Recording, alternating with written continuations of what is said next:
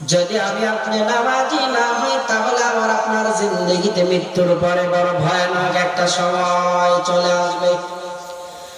আসবে মরণ কখন কোথায় কারো জানা নাই। আসবে মরণ কখন কোথায় কারো জানা নাই। জানাজার নামাজের আগে নামাজ পড়ো ভাই, তোমার জানাজার নামাজের আগে নামাজ পড়ো ভাই। আসবে মরণ কখন কোথায় কারো জানা নাই। আসবে মরণ কখন কোথায় কারো জানা নাই।